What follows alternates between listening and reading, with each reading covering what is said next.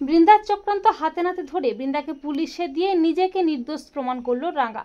হ্যাঁ বন্ধুরা, আমরা এমনটাই দেখতে পাবো রাঙ্গামতি তীরন্দাজ ধারাবাহিকের আগামী পর্বগুলোতে।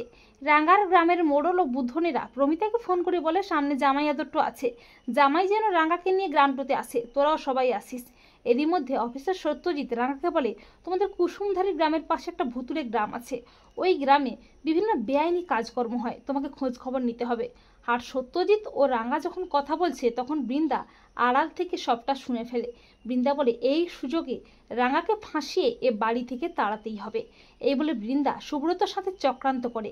এরপর একলব্য কুসুমধারী গ্রামে যেতে রাজি হয়, সবাই মিলে গ্রামে যায়। আর সেখানে গিয়ে রাঙ্গাকে ফাঁসাতে বৃন্দা চক্রান্ত করে গ্রামেরই একজনকে দিয়ে নবারুণের বুকে তীর ছুঁড়ে মারে। নবারুণ রক্তাক্ত অবস্থায় মাটিতে লুটিয়ে পড়ে। নবারুণকে তড়িঘড়ি করে হসপিটালে নিয়ে যাওয়া হয়। আর একলব্য রাঙ্গাকেই দোষারোপ করতে থাকে নবারুণের এই অবস্থার জন্য। একলব্য বলে রাঙ্গামতি, তুমি বাবার বুকে তীর ছুঁড়ে মারলে, তোমাকে বারবার বলেছিলাম আর কোনো যেন গন্ডগোল না হয়, তোমার জন্য বাবার আজকে এই অবস্থা। বাবার যদি ভালো মন্দ কিছু একটা হয় না, তোমাকে আমি কোনোদিনও ক্ষমা করবো না রাঙ্গামতি।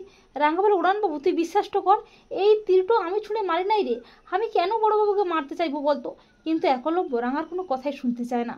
প্রমিত বলে রাঙ্গা আমি তোকে বিশ্বাস করি, তুই নবরণকে তীরটা ছুঁড়িসনি, কিন্তু কে শুনলো। রাঙ্গা বলে মা তুই চিন্তাটা করিস না রে, আমি খুব তাড়াতাড়ি আসল অপরাধীটাকে খুঁজে বার তো করবই।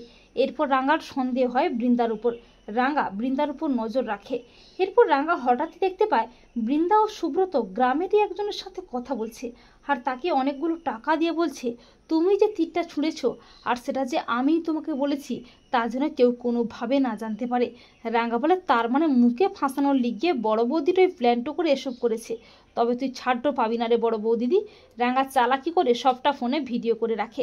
এরপর পরদিন রাঙ্গার প্ল্যান মতো অফিসার সত্যজিৎ পুলিশ টিম নিয়ে হাজির হয় গ্রামে। সত্যজিৎ বলে মিস্টার নবারুণ বোসকে হত্যা করার চেষ্টার অপরাধে বৃন্দা বোসকে আমরা অ্যারেস্ট করতে বাধ্য হচ্ছি। পুলিশ থেকে ভয় পেয়ে যায় বৃন্দা। বৃন্দা বলে মানে এসব কি, এসব মিথ্যে, আমাকে ফাঁসানো হচ্ছে, আমি কিছুই জানি না। তখন রাঙ্গা বলে ও তাই নাকি বড় বৌদি, তুই কিছুই জানিস না, কে বড়বাবুকে তীরটা বিধাইছে, তাহলে এই দেখ। এই বলে রাঙ্গা বৃন্দার চক্রান্তের ভিডিও সবাইকে দেখায়। ভিডিওটি দেখে সবাই অবাক হয়ে যায়।